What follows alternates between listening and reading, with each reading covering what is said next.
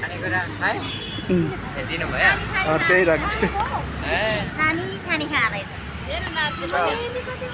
एउटा मात्रै पाउँछ कि अहिले कतिवटा पाउँछ बाटोले भाइ खै मलाई पनि थाहा छैन त्यो त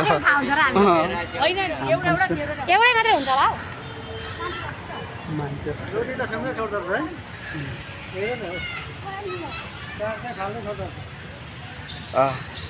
कडा कडा नखाने रहेछ